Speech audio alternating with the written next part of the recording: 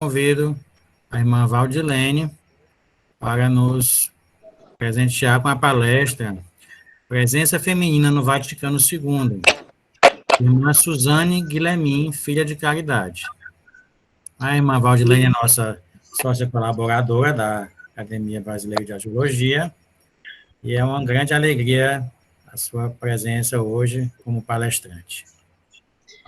Pois, primeiramente, boa noite a todos, né? Também é uma grande alegria para mim estar contribuindo e, ao mesmo tempo, também uma grande responsabilidade, tanto pelo tema a ser apresentado, mas também para falar para cada um dos senhores e das senhoras. E, pelo tempo, sem me estender muito, né? Vamos hoje ouvir um pouco sobre a presença feminina no Vaticano II, de irmã Suzane Guilhermin, uma filha da Caridade. Mas antes de falarmos, né, sobre o tema, nós vamos primeiramente falar um pouco, conhecer um pouco quem são as filhas da Caridade, porque a irmã Suzane foi uma verdadeira filha da Caridade, e também só relembrar um pouco sobre o que foi o Concílio do Vaticano II. Só colocar aqui para apresentar a tela cheia. Então, quem são as filhas da Caridade? Né? Nós somos a pequena companhia de São Vicente de Paulo e de Santa Luísa de Marilac. Atualmente estamos em 93 países, nos 5 continentes. E é bem interessante porque nascemos, né? A companhia, ela nasce na França, quando São Vicente percebe, né, naquele período que passava por um período de guerras, por um período também de graves doenças, como a peste, e assim ele vai observando que os pobres, os verdadeiramente pobres, né, eles estavam totalmente abandonados, deixados de lado. Não vou adentrar especificamente na história, né, das Filhas da Caridade, mas para vocês conhecerem um pouco de irmã Suzane Guilhermin, é necessário falar um pouco desse contexto.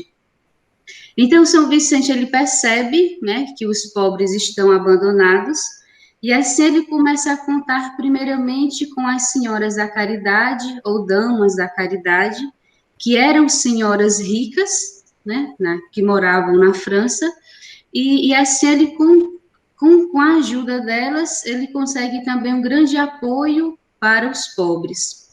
Com o passar do tempo, essas senhoras que eram ricas, né, por diversos motivos, vão se afastando cada vez mais desse serviço, que é um serviço urgente, e ao se afastar, né, a princípio, colocam suas criadas, porém, é muito diferente, né, você servir os pobres porque você ama, ou você servir os pobres porque você é mandado para fazer isso. Então, São Vicente, ele vai perceber, né, Vicente de Paulo, ele vai perceber que o trabalho com os pobres não estava sendo bem feito, né? Passa um certo período, Santa Luísa de Marilac, né, Luísa de Marilac também faz parte desse grupo, onde Vicente de Paulo a convida para visitar as confrarias, e os dois juntos vão percebendo cada vez mais que esse trabalho está sendo deixado de lado. Em um determinado período, né, aparece Margarida Nazot, nós falamos que foi aquela que mostrou o caminho para as outras, e ela se apresenta a Vicente de Paulo, era uma camponesa, né, que aprendeu a ler, quando passava alguma pessoa, ela pedia para ensinar letra, ela aprendeu a ler realmente por uma grande determinação. Ao aprender a ler, ela começa a ensinar as outras pessoas e depois vai tendo esse conhecimento, né, de Vicente de Paulo, do serviço que ele fazia, e ela se apresenta a Vicente de Paulo. E assim ela se coloca, né? Ela se coloca também para colaborar com o serviço dos pobres. E nesse determinado ponto, Vicente de Paulo e Luísa de Marilac percebem que o serviço, né, para os pobres deve continuar. não daquela primeira forma, né, que era com as senhoras ricas, mas agora o Espírito Santo ele coloca as camponesas, né, em sua vida. E assim o exemplo de Margarida Nassau também conquista outras camponesas que viam, né, Margarida Nassau servindo com a cesta de pão, e assim também outras camponesas se juntam a Margarida Nassau. Margarida Nassau, ela não chegou a ser uma filha da caridade porque não deu tempo, né?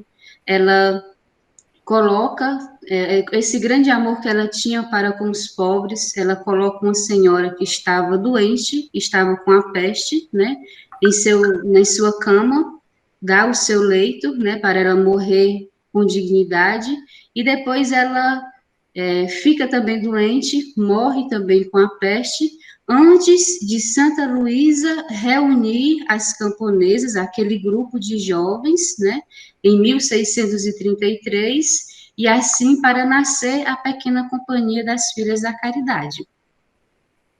Então, atualmente, né, nós estamos em 93 países, como eu falei, nos 5 continentes, mas no Brasil, as Filhas da Caridade fazem parte, né, são 5 províncias, a província, 6 províncias, né, a província de Recife, de Fortaleza, da Amazônia, de Belo Horizonte, de Curitiba e do Rio de Janeiro.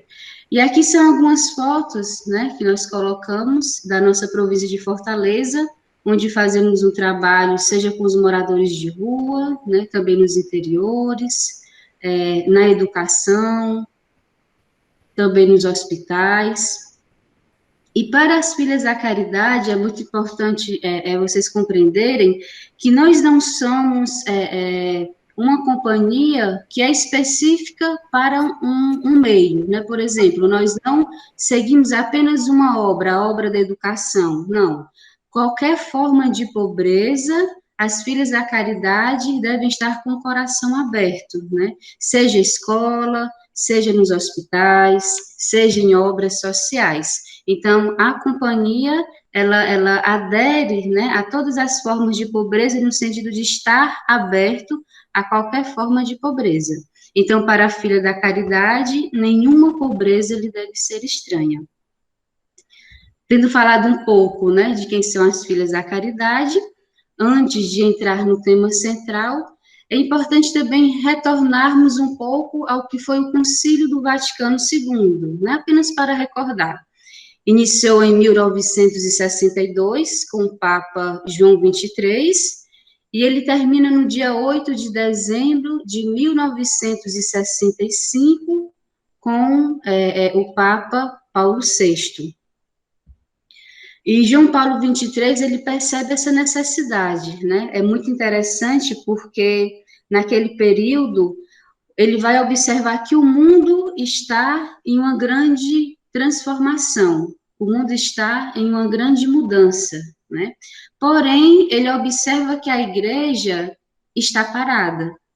O mundo está mudando, mas a igreja ela também precisa, de certa forma, fazer alguma coisa, né?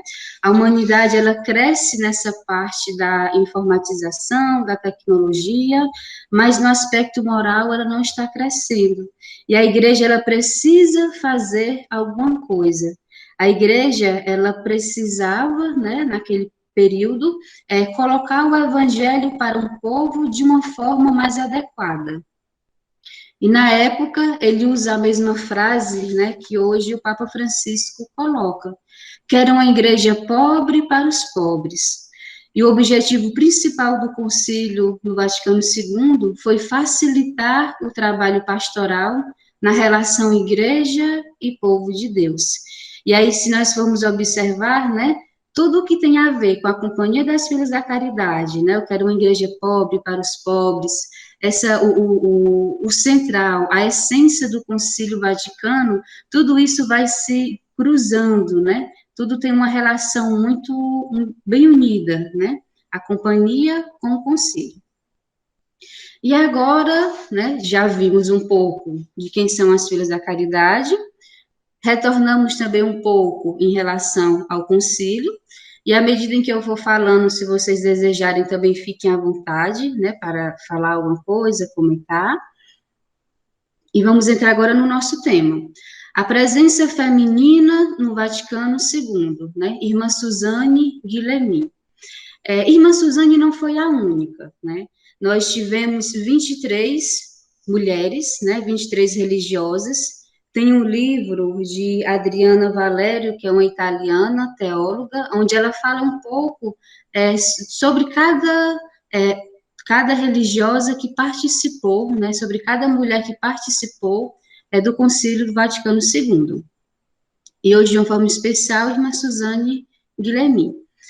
Irmã Catarina, né, coloquei aqui Irmã Catarina, porque antes do concílio, ao sair do seminário, pois nós não chamamos noviciado, né, até para vocês compreenderem um pouco, nós não somos religiosas porque não fazemos votos perpétuos, né, nós fazemos votos simples, que são renováveis todos os anos. Isso, né, vai muito do princípio, né, da história da companhia, porque São Vicente de Paulo e Santa Luísa de Marilac, naquele período, quando estava nascendo a pequena companhia, se as irmãs falassem que eram religiosas, logo, né, o bispo ia querer que elas ficassem em clausura e não servissem aos pobres. Então, São Vicente de Paulo pedia que quando alguém perguntasse, né, qual era a congregação, que elas não falassem que eram religiosas, mas que eram camponeses que estavam ali para servir os mais pobres. Por isso, né, nós não nos denominamos como religiosas, e não fazemos votos perpétuos, mas votos simples. Temporários. Irmã Suzane Guilhermin nasceu em 16 de outubro de 1906, né, na região de Marne, na França, e aqui eu coloquei alguns testemunhos, e o primeiro é de sua mãe, onde ela afirma: ela sempre foi uma menina encantadora, dócil, muito estudiosa. No entanto, isso não impedia as batalhas com Pierre, seu irmão mais velho. Então, a irmã Suzane, né, a pequena Suzane, ela já demonstrava, né, essa sua docilidade, porque no período que nós vamos observar, ela se mostra uma filha da caridade muito dócil, encantadora nas suas palavras, e também uma mulher muito inteligente. E isso ela demonstrava desde a partir da sua infância, né? Foi algo que ela foi trabalhando.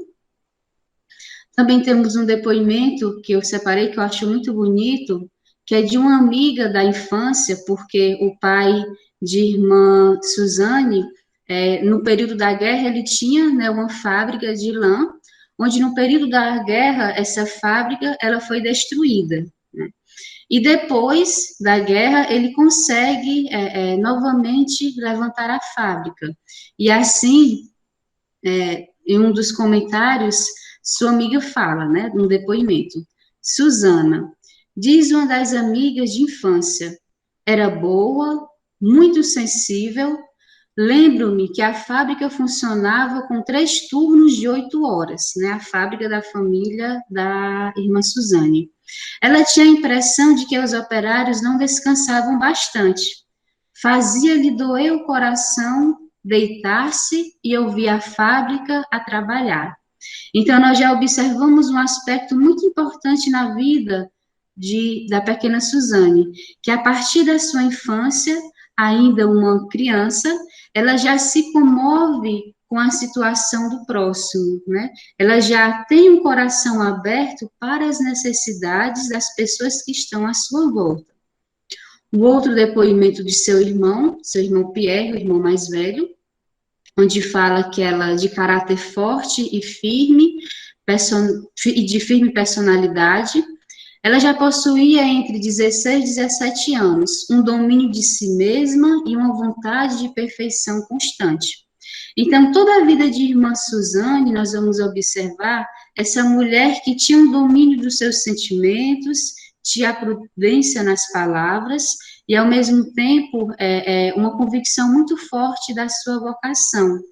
E quando ele coloca nessa vontade de perfeição constante, eu recordo muito aquela passagem do Evangelho, onde Jesus fala, né, sede perfeitos como o vosso Pai Celeste é perfeito.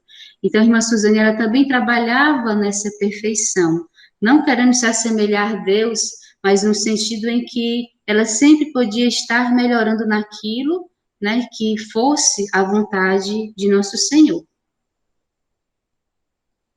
Passando um pouco também para a sua experiência da primeira comunhão, né, onde ela morava, estudava, em colégio de irmãs, e aí um dos padres, né, que sempre trabalhava no colégio, um dos padres que trabalhava no colégio, ele fala um pouco sobre a importância da primeira Eucaristia, né?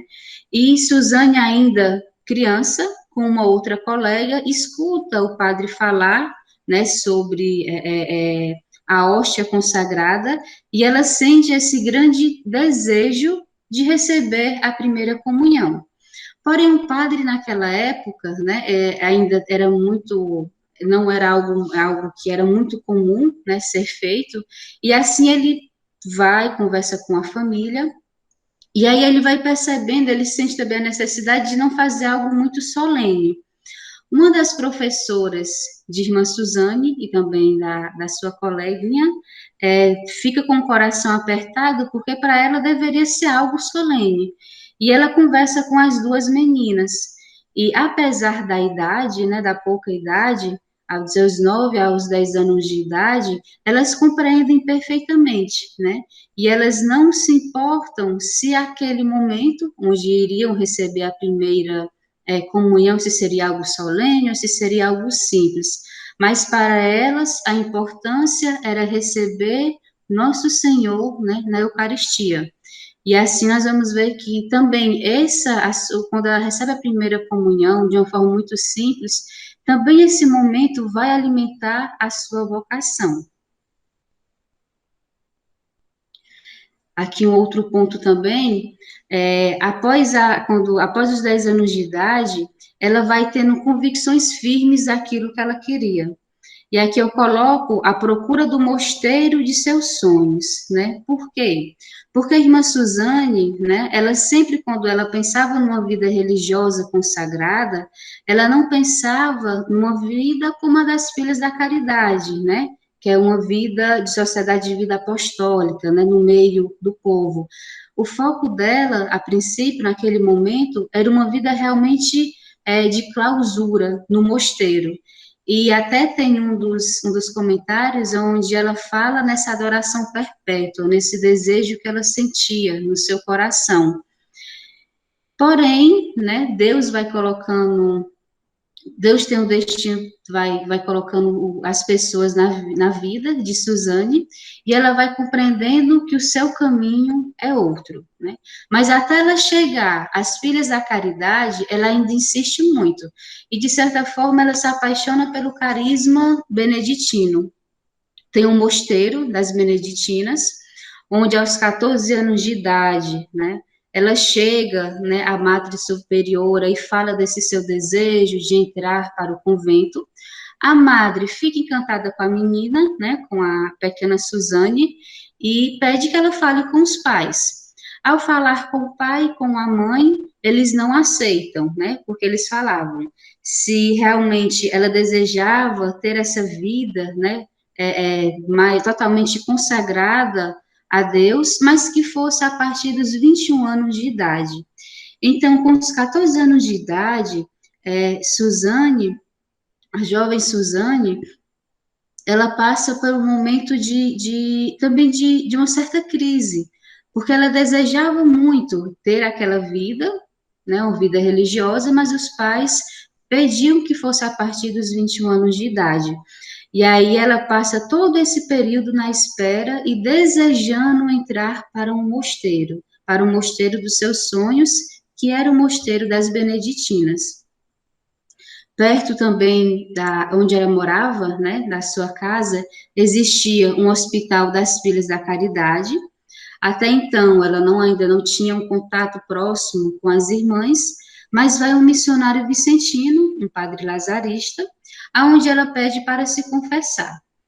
E aí, nessa confissão, ela fala, né, ela abre o seu coração e fala desse momento em que ela está passando, né, em que ela deseja entrar, ser uma religiosa, mas não pode, porque não tem a permissão dos pais, por ser ainda muito jovem, e o missionário, né, sabiamente ele fala, mas será que Deus não tem outros desígnios para você, né? Será que realmente o mosteiro é a vontade de Deus? Será que não seria uma vida, né, religiosa, mas uma vida mais ativa? Porém, mesmo com esse conselho, né, do padre, com essa orientação, ela ainda permanece com esse desejo.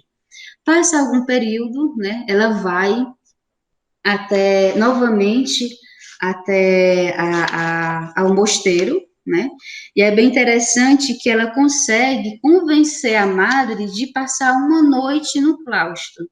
E aqui eu vou até ler para vocês, onde a madre fala, né, creio poder fazer esta exceção em seu favor, pois estou tão segura de si.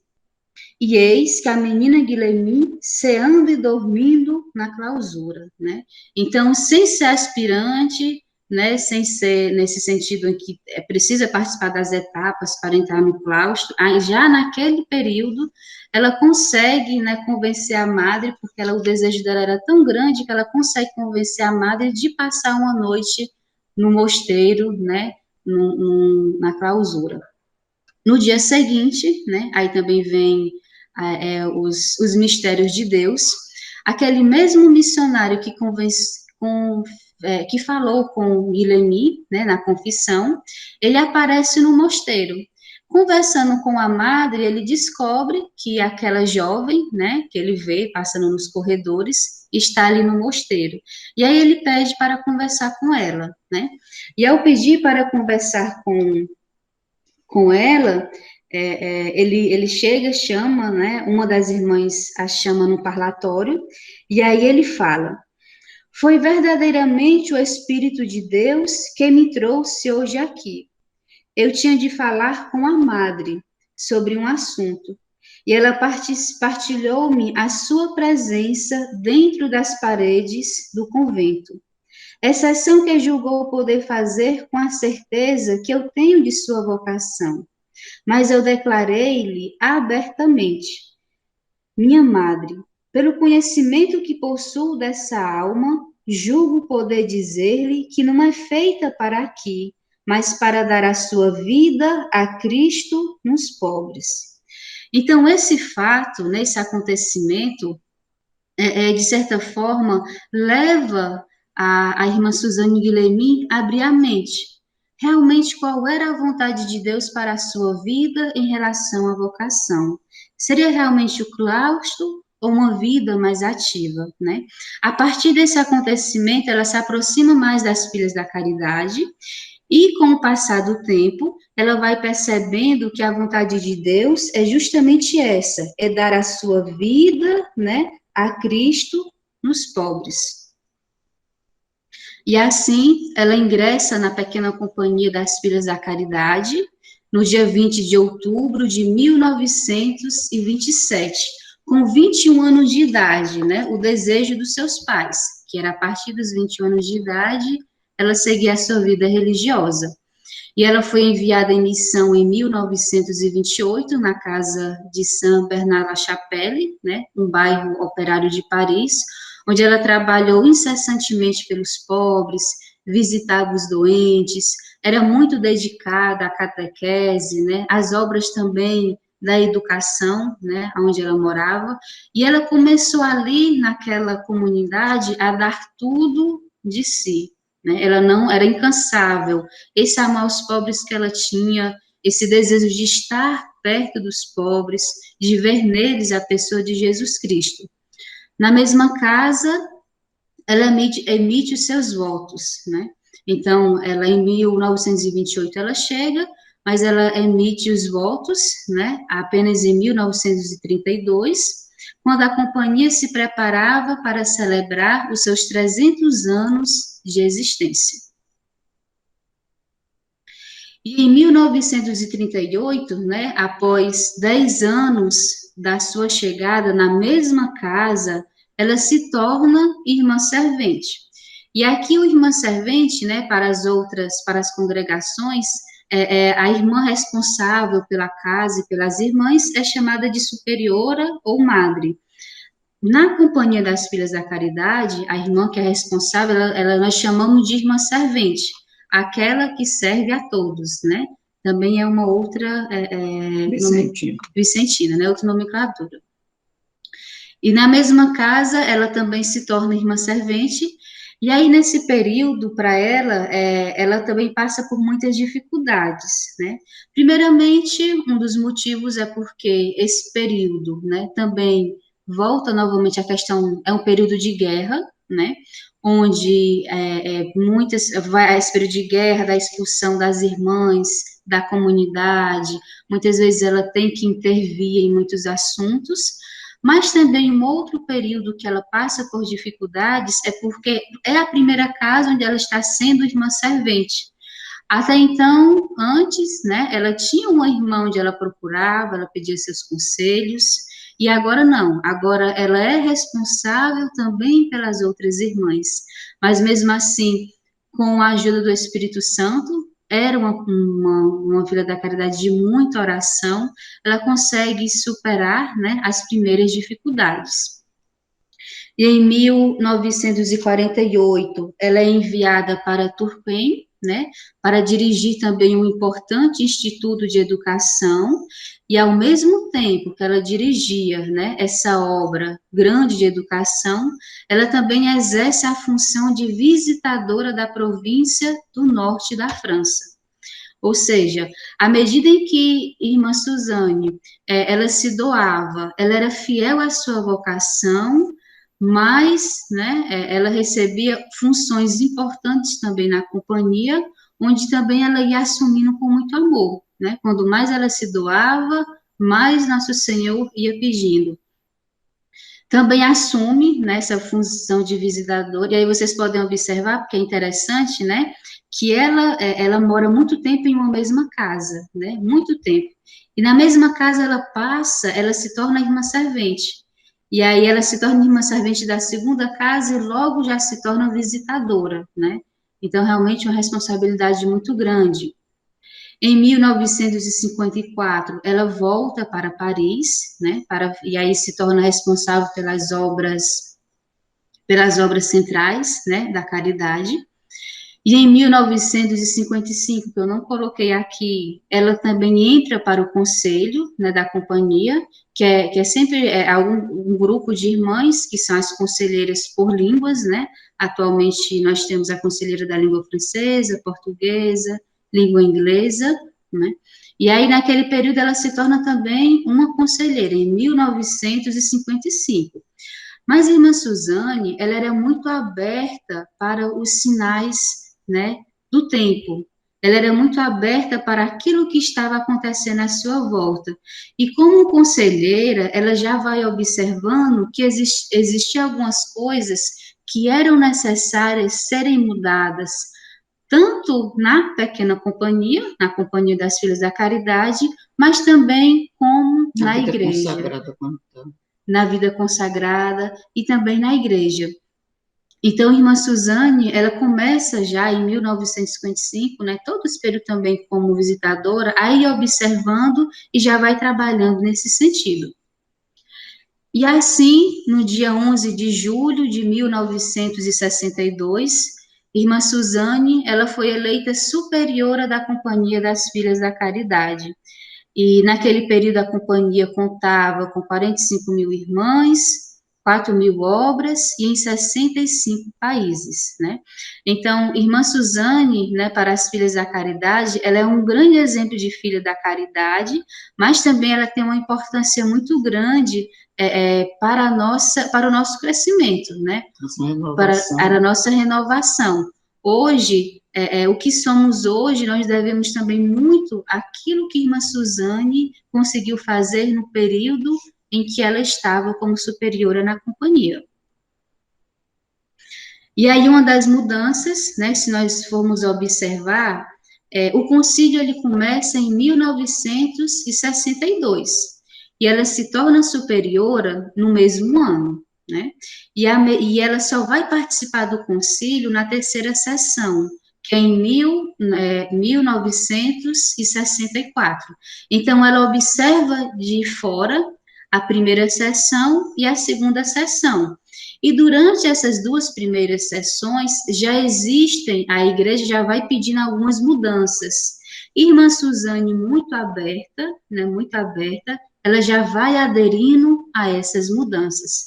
E uma das principais, né, que falamos, foi essa mudança da corneta, né, e do hábito.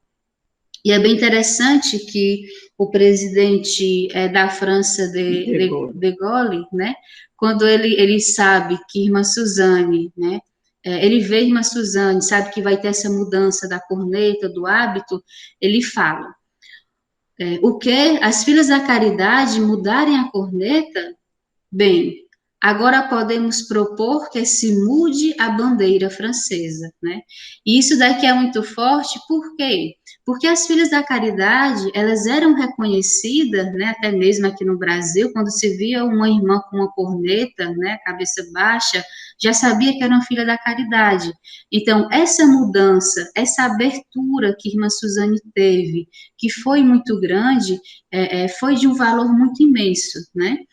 E aí a mudança do hábito, ela foi um sinal externo e eficaz da renovação do espírito e das estruturas.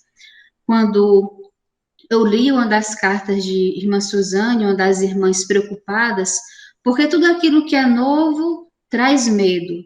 Então, a princípio, as irmãs ficaram com um certo receio dessa mudança, né? Ficaram com um certo receio. E ela escreve para as irmãs que essa mudança exterior, que essa mudança do hábito, ela vai demonstrar também a mudança em que a igreja, a partir do Concílio Vaticano II, né, e a pequena companhia, estão passando também interiormente. Não é só o exterior, mas a parte exterior também, ao mudar o hábito, mostra essa renovação do espírito e das estruturas, não só da pequena companhia, mas também da igreja, né, a partir daquilo que o concílio estava pedindo. No Concílio do Vaticano II, o Papa Paulo VI, né, convoca Mère Guillemette, porque o Papa João XXIII já tinha falecido, na terceira sessão, né, ao Concílio do Vaticano II, na qualidade de auditora. Ela entra no concílio no dia 28 de setembro de 1964. A partir da abertura... 8 dias depois da mudança de hábito. A partir da abertura da terceira sessão. Vocês estão ouvindo aqui, sempre que a irmã Rita de Castro está também do meu lado, né? Também está participando desse momento. E assim, e para fazer parte da comissão tanto de Justiça e Paz, da Congregação dos Religiosos, e da União Internacional dos Superiores Maiores. E é bem interessante que durante o concílio, irmã Guillemette, ela elabora uma nota onde ela vai falar dos problemas que a vida religiosa, né, de uma forma bem especial, as irmãs que estão, né, ativa, passavam. E ela entrega essa nota para os membros da comissão, né, ela entrega essa nota para os membros da comissão. Com essa nota, né, e também com toda a história das Filhas da Caridade, alguns bispos que já conhecia, né, sobretudo por aquilo que ela já vinha mudando, a partir da primeira sessão e da segunda sessão, de acordo com os pedidos do concílio, os bispos franceses, sobretudo, eles vão tendo uma certa admiração por irmã Suzane Guillemette. E antes de exprimir um voto sobre um determinado tema, né, os franceses, eles consultam uns aos outros, né, e pedem à irmã Suzane que ele comunicasse o seu pensamento em relação ao tema. E era mais ou menos, né, era um tema relacionado à vida consagrada, né, aos religiosos, às dificuldades, e antes dos bispos franceses, né, darem o seu voto, eles pedem que a irmã Suzane fale, né, fale o seu pensamento em relação àquilo. E após ela dar o seu parecer, eles exprimem, né, o voto que eles deveriam fazer. E é bem interessante que na sua colocação, irmã Suzane, ela afirmava que a religiosa, ela devia passar, né, de uma situação de posse para uma posição de inserção, de uma posição de autoridade para uma posição de colaboração, de um complexo de superioridade religiosa para um sentimento de fraternidade, de um complexo de inferioridade humana para uma para uma aberta participação na vida, de uma preocupação de conversão moral para um empenho missionário. Então, esse daqui é um pequeno trecho, né, dessa nota que ela faz para os bispos. E é bem interessante porque, assim, esse pensamento dela é um pensamento que ela já tinha até mesmo antes do concílio, com aquela realidade que ela ia conhecendo, né, onde ela percebia que, independentemente seja a Companhia das Filhas da Caridade, mas realmente as religiosas, a vida consagrada em si, né, elas deviam descer um pouco mais e se abrir, né, estar mais para os pobres, ter mais esse sentimento de fraternidade, às vezes, sobretudo naquele período onde a mulher, né, que hoje melhorou muito, não tinha muito essa colaboração na igreja, ela deveria também sair desse complexo de inferioridade humana e participar mais na vida. Então, esse pensamento dela é um pensamento em que ajuda também muito, né, nessa participação do concílio. Irmã Suzane Guilherme, né, ela também, para esclarecer as irmãs aonde ela queria chegar, né, ela lançou 5 desafios. E esses desafios, como ela também fazia parte, né, do comitê das religiosas, ela também apresentou, e aí ela apresentava para as irmãs da Companhia das Filhas da Caridade, mas também de uma forma especial para toda a vida religiosa feminina. Whisky. Pronto. E um dos primeiros desafios que ela sugere, né, para as irmãs, serem principalmente mulheres. Um fato surpreendente da sua época é a ascensão da mulher a uma condição de adulta na sociedade contemporânea. A mulher sai cada vez mais da solidão, né? Então, aquele período em que a mulher, né, de certa forma, estava muito ligada a uma imagem de fantasia, né, de fragilidade, ela convida as religiosas a verem, né, que elas também são, né, mulheres adultas, né, que elas sair dessa solidão, também abraçar a causa, né, abraçar a causa da igreja. Um outro desafio que ela coloca, ter uma profissão, dado que as tarefas da caridade se sentiam profissionalizados, seja no ensino, no tratamento dos doentes. E isso é muito importante, porque, independentemente de qual seja, né, a congregação, as irmãs, né, elas necessitam ter uma profissão e fazer bem feito aquilo que elas estão, né, se colocam para fazer. Se elas vão fazer um curativo, elas têm que saber fazer bem feito aquele curativo, né? Então, elas precisam ter conhecimento, precisam ter a profissão.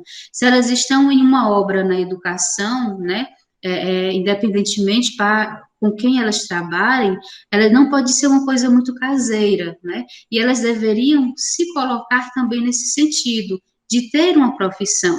E aí nós vamos observar, o pensamento de irmã Suzane já era um pensamento aberto para esse sentido, né? Onde alguns pensavam que não, que deveria ficar mais no mosteiro, né? Por ser mulher e tudo. E aí não, ela vai dar uma nova, né? Ela dá realmente uma renovação nesse sentido. O terceiro ponto, serem sinais de Deus da igreja no mundo, né? Não era apenas os padres, os bispos, os arcebispos, né, ou o papa, que eram sinais de Deus para as pessoas, mas as religiosas também, né, são os sinais de Deus para as pessoas, e deviam também fazer isso dando no seu testemunho de vida. o quarto desafio, serem missionárias, manifestando Deus ao mundo com a sua vida, né? Então, nessa questão de ser missionário, tanto seja na comunidade onde estão, aonde forem enviadas, manifestar esse Deus, por meio do seu testemunho, manifestar o amor de Deus para com as pessoas. E o quinto e último desafio que ela lança, né, para as religiosas, a partir do concílio, serem veículos da caridade, menos preocupadas com os horários e mais amadurecidas na sua adaptação ao serviço. E esse ponto aqui, né, para nós compreendermos, não é que ela queria que as irmãs parassem, né, de fazer a sua oração, não, mas elas observassem que também elas podiam estar contemplando Deus, estar em oração por meio também do serviço, né, e muitas vezes acontecia uma certa distância muito grande, reservado um tempo muito longo só para a oração, e o serviço para com os pobres, seja corporalmente, pobres, né, no sentido corporal ou espiritual, era deixado mais de lado. Então, ela também procura abrir os olhos, né, das religiosas desse aspecto. Suzane Guilherme, ela repetia muitas vezes que no período pós-conciliar, particularmente rico para a vida eclesial e para o mundo, tudo que era medíocre estava condenado a desaparecer. Estava consciente de que o concílio se tinha entrado numa época nova, que ela definia como atômica, né? E aqui é interessante porque, de certa forma, é o que nós observamos.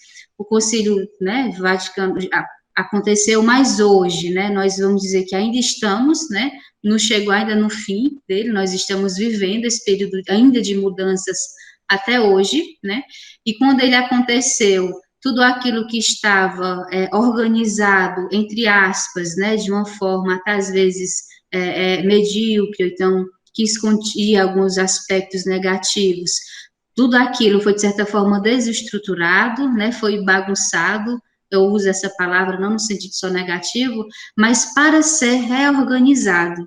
E eu acredito que hoje essa reorganização está acontecendo, né, na vida religiosa.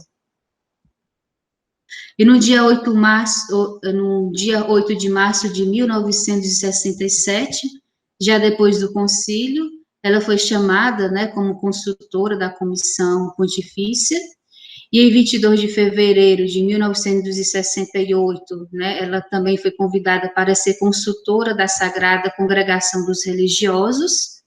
E em 10 de março, né, também do mesmo ano, antes da sua morte, ela ainda conseguiu enviar algumas notas sobre a formação dos jovens religiosos.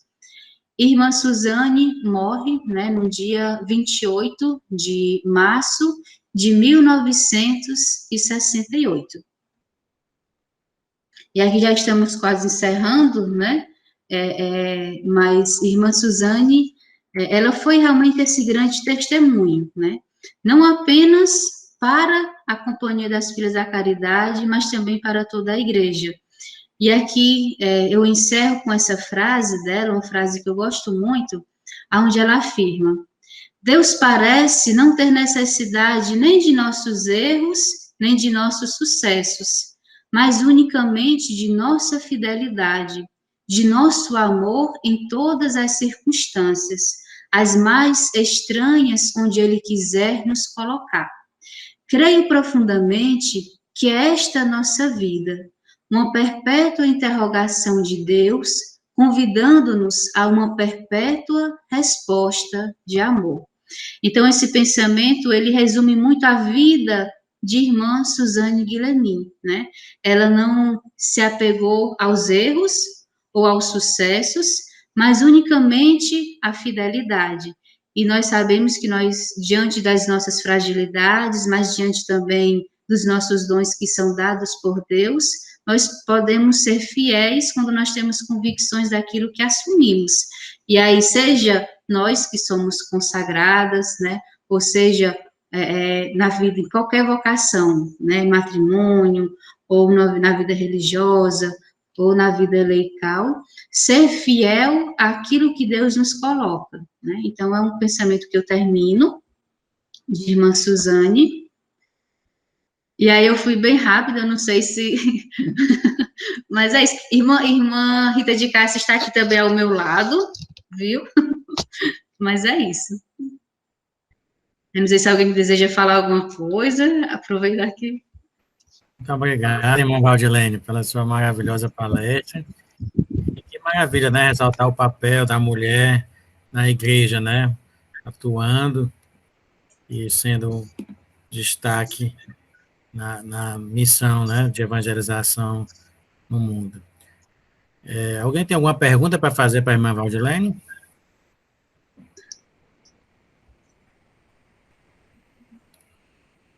Quem quiser, pode perguntar.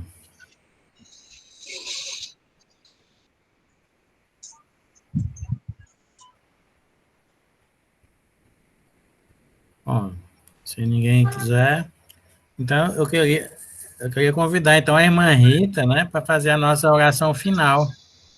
Pode ser, irmã Rita? Deixa eu só... Eu coloquei um link ali, gente, no chat. Se alguém desejar certificado de participação, alguma coisa, aí só preenche ali no formulário, que daí eu faço depois o envio, tá? Obrigado.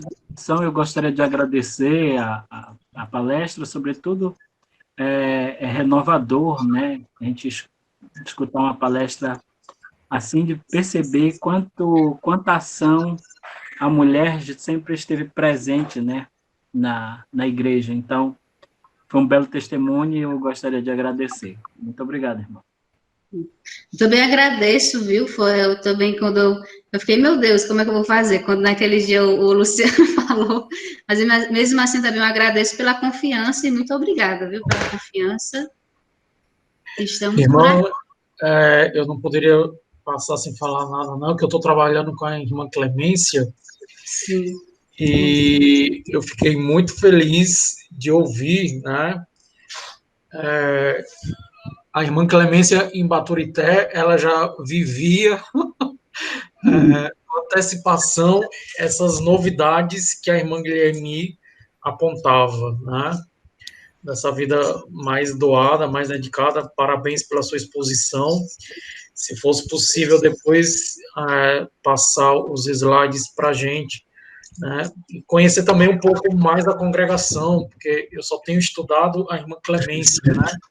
Então, essa história assim, da congregação, para a gente ter mais propriedade, é muito importante.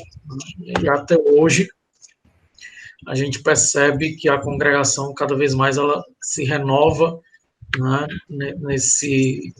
nessa opção pelo Evangelho. Parabéns. Viu? Eu queria pedir licença, agradecer a irmã Valdilene, né? Apresentar aqui minha esposa Diné, que ela faz grande Vicentina, das Filhas da Caridade, né? Uns 20 anos atrás. Ali. E nossos filhos estudaram no Colégio das Vicentinas aqui, né? Esse aqui de Curitiba. E a minha esposa mesmo não conhecia, né, essa irmã, então ela ficou muito admirada aí com a palestra, gostou. E eu queria contar que tem um Frei Carmelita, Frei Miguel, agora ele está em São Roque, né? Ele ama as Vicentinas. Você quer agradar ele, é mandar assim, algum assunto vicentino, a cela dele tem várias imagens, e ele me deu até essa imagem da Santa Catarina, quando eu visitei São Paulo. Ele tem, assim, um amor muito grande. Verdade. Mais alguém? A irmã Rita queria só falar, pode falar. Pode falar, quer dizer. Eu tive a graça de conhecer essa irmã Guilherme numa das suas passagens pelo Brasil. Eu trabalhava na Bahia, em Salvador, quando tivemos notícia de que ela passaria para o Rio ou São Paulo, e obtivemos, através dos conhecimentos que as irmãs tinham, uns momentos no aeroporto com ela. Ela foi saudada por uma criança vestida de baiana e teve um pouquinho de convivência conosco. Ela era uma pessoa que foi, na época, comparada a uma segunda Luísa de Marilac. porque ela foi extraordinária. Ela foi uma potência na companhia. E nós estávamos nos preparando para a primeira Assembleia Geral das Filhas da Caridade. Ela que iniciou todos os trabalhos. Aí adoeceu, foi fazer uma cirurgia que muitas outras irmãs já fizeram, e no 5º dia, quando já estava em alta, passou muito bem os dias pós-operatórios, no 5º dia ela teve uma embolia pulmonar e morreu instantaneamente. Aí isso causou uma repercussão muito grande no mundo inteiro, e aqui no Brasil particularmente. As irmãs ficaram realmente muito chorosas, porque esperávamos muita coisa de mudanças para melhor a partir da liderança dela na Assembleia, e ela morre antes de todos os trabalhos que ela mesma preparou. Então, a gente viu nisso os desígnios de Deus, quer dizer, ele quis nos dizer, eu não preciso da irmã Clemé para fazer a renovação da companhia.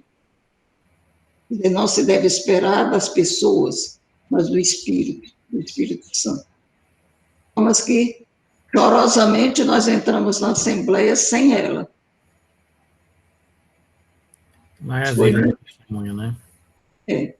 E também ela morreu exatamente 8 dias depois da mudança de hábito, que foi marcada para o dia 20 de setembro de 1964, e, nessa altura, a gente estava ainda se adaptando ao novo hábito. Foi no mesmo dia, no mundo inteiro, na mesma hora. Às 4h30 da manhã, nós trocamos esse hábito. Ela já morreu com um hábito novo. Já morreu com hábito novo. A irmã Rita é a história viva da congregação, gente. A irmã Rita... Eu vivi o conselho todo, né? Quero agradecer demais a vocês, irmãs, por essa palestra maravilhosa, que tanto nos enriqueceu, nos enriquece. E a presença de vocês na academia também é muito enriquecedor para todos nós. Muito obrigado. Agora, a grande importância também da Mary Grimé é que ela foi presidente da UISG, União dos Internacional dos Superiores Maiores na vida religiosa. Então, ela não só teve uma grande influência na nossa história, como ela também influiu muito a vida consagrada de sua maneira geral, por causa desse trabalho que ela realizava na Congregação para os Religiosos. É impressionante, né? Pois, irmã Rita, eu queria lhe convidar, então, para a senhora fazer a sua oração final. Bem, a oração principal da Filha da Caridade, toda a vida foi a invocação a Nossa Senhora, né? Ensinada por ela mesma, Catarina Labori. Ó Maria concebida sem pecado, rogai por nós que recorremos a vós. Ó Maria concebida sem pecado, rogai por nós que recorremos a vós. Ó Maria concebida sem pecado, rogai por nós que recorremos a vós. Então, que o Espírito do Senhor nos acompanhe e nos ilumine em todas as etapas da nossa vida, e particularmente nesta organização da geologia, descoberta dos santos.